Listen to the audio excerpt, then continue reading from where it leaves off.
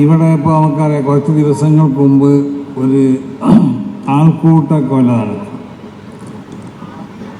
അത് നമ്മളെ രാജ്യക്കാരനാവട്ടെ അല്ലാത്തവനാവട്ടെ ഈ ലോകത്തുള്ള ഒരു മനുഷ്യനെയും അക്രമമായി കൊണ്ട് കൊല ചെയ്യപ്പെടാൻ പാടുള്ളത്. ആ ഒരു അക്രമ സ്വഭാവം നമ്മളിൽ നിന്ന് ഉണ്ടാവാനും പാടില്ല. ഇത് വിശുദ്ധമാവുന്നതായ ഇസ്ലാമിൻ്റെ അടിസ്ഥാനത്താണ്. ആ അടിസ്ഥാനത്തിൽ പ്രവർത്തിക്കുന്ന സംഘടനയാണ് സമസ്ത കേരള ജമിയത്തുൽ ഉലമ. പക്ഷെ അതിന് വിപരീതമായി കൊണ്ട് മൃഗീയ ശക്തി മനുഷ്യനിലെ അല്ലാഹു സുബ്ഹാനഹു വ തആല സ്ഥാപിച്ചിട്ടുണ്ട്.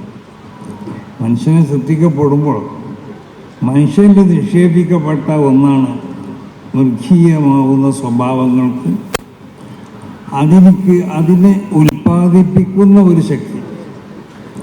അപ്പം ആ ശക്തിനെ ബുദ്ധിപരമാവുന്ന ആ ശക്തി കൊണ്ട് അതിനെ അടിച്ചമർത്താൻ കഴിയണം. ഇതാണ് യഥാർത്ഥ ഒരു മുഅ്മിൻ, ഒരു മുസ്ലിം എന്ന് പറഞ്ഞാൽ. അങ്ങനെ ഒരു മുസ്ലിമിനെ സംബന്ധിച്ചിടത്തോളം അവന് വികാരപരമായി ഉണ്ടാവുന്നതായ പല ദുസ്വഭാവങ്ങളുണ്ടാവും. പക്ഷെ വികാരം വേണ്ടെന്നല്ല ഇസ്ലാമിൻ്റെ സന്ദേശം, വികാരം വേണമെന്നാണ്. പക്ഷെ വികാരത്തിനെ കൊണ്ടുപോയി ഒതുക്കണം. പക്ഷെ അത് ഒതുക്കപ്പെടേണ്ട സ്ഥലങ്ങളിൽ മാത്രമേ ഒതുക്കാൻ പറ്റൂ. അപ്പോൾ വികാരം ഉണ്ടാവും ഓരോ അവയവങ്ങൾക്കും. കയ്യിന് വികാരമുണ്ട്, കണ്ണിന് വികാരമുണ്ട്, കാതിന് വികാരമുണ്ട്. അങ്ങനെ ശരീരത്തിലുള്ള പല അവയവങ്ങൾക്കും വികാരം ഉണ്ടാവും. ഈ വികാരത്തിന് അനുവദിക്കപ്പെടാത്ത മേഖലയിൽ കൊണ്ടുപോയി ഒതുക്കാൻ പാടില്ല. ആ ഓരോ വികാരങ്ങളും സാധിപ്പിച്ചു കൊടുക്കണം എന്നാണ് ഇസ്ലാമിൻ്റെ തിയറി. അങ്ങനെയല്ലേ? പക്ഷെ ഇതിൻ്റെ വയറിനൊക്കെ വികാരം ഉണ്ടാവും. ആ വയറിൻ്റെ വികാരങ്ങൾ അത് എവിടെയാണ്, എന്തുകൊണ്ടാണ് അതിനെ സാധിപ്പിക്കേണ്ടത്? അതിന് പ്രത്യേകമാകുന്ന നിർദ്ദേശം ഇസ്ലാമിലുണ്ട്. ഇതിൻ്റെ കയ്യിനൊക്കെ ചില വികാരങ്ങളുണ്ടാവും. എല്ലാം കടന്ന് പിടിക്കാൻ പറ്റുമോ? എല്ലാം പിടിച്ചാൽ ചിലപ്പോൾ അടിയിട്ടിന്ന് വരും. അപ്പോൾ അതിന് സാധിപ്പിക്കേണ്ട മേഖലകൾ വിശുദ്ധമാവുന്ന ഇസ്ലാം നിർദ്ദേശിച്ചിട്ടുണ്ട്.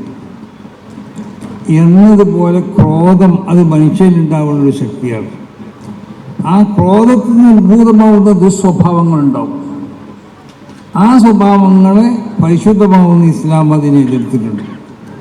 ക്രോധം മനുഷ്യർക്ക് ഉണ്ടാവണം. ആ ക്രോധത്തിനെ എവിടെയാണ് ഉപയോഗപ്പെടുത്തേണ്ടത്? അതിലേക്ക് പ്രത്യേകമാവുന്നതായ അതിൻ്റെ മാർഗനിർദ്ദേശം ഇസ്ലാം നിർദ്ദേശിച്ചിട്ടുണ്ട്. അപ്പം മനുഷ്യന്മാരോടുള്ള പെരുമാറ്റം മാത്രമല്ല, ലോകത്തുള്ള സർവ്വ വസ്തുക്കളോടുള്ള പെരുമാറ്റം, അതിന് ശരിയായ ഒരു റൂട്ട് നിശ്ചയിക്കപ്പെട്ടതായ മതമാണ് വിശുദ്ധമാവുന്ന ഇസ്ലാം. അതുകൊണ്ടാണ് ഇവിടെ ബഹുമാനപ്പെട്ട മുഖ്യമന്ത്രിയും നമ്മുടെ സ്വാമിജിയും ശ്രീമാൻ മൊയ്തീനൊക്കെ സൂചിപ്പിച്ചു, ഈ സൗഹാർദ്ദങ്ങൾ ഉണ്ടാക്കി. ഇത് നമ്മൾ വാക്കിൽ മാത്രം ഒതുക്കേണ്ട ഒന്നല്ല സൗഹാർദ്ദത്തുള്ളത്. ആ സൗഹാർദ്ദങ്ങൾ ഉണ്ടാക്കി തീർക്കാനുള്ളതായ അതിൻ്റെ പ്രവൃത്തികൾ നമ്മൾ നടത്തിക്കൊണ്ടേയിരിക്കണം. അതാണ് സമസ്ത കേരള ജമിയത്തുൽ ഉലമ ഇവിടെ 100 വർഷമായി. ഇവിടെ ജനങ്ങളുടെ ഇടയിൽ, മുസ്ലിങ്ങളുടെ ഇടയിൽ മാത്രമല്ല, എല്ലാ ജനങ്ങളുടെ ഇടയിലും സൗഹാർദ്ദം ഉണ്ടാക്കി തീർക്കണം.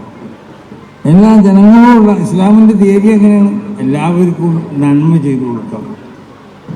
അത് സ്വന്തം കുടുംബക്കാരല്ലാത്തവരൊന്നും, അല്ലെങ്കിൽ സ്വന്തം മതക്കാരനല്ലാത്തവനിക്കും മതമുള്ളവനിക്കും മതമില്ലാത്തവർക്കൊക്കെ ചെയ്തു കൊടുക്കണം.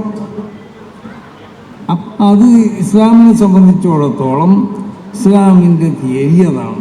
ഇവിടെ നന്മ മാത്രമേ ഇവിടെ ഉണ്ടാവാൻ പാടുള്ളൂ. നന്മയ്ക്ക് വേണ്ടി പ്രവർത്തിക്കുകയും വേണം.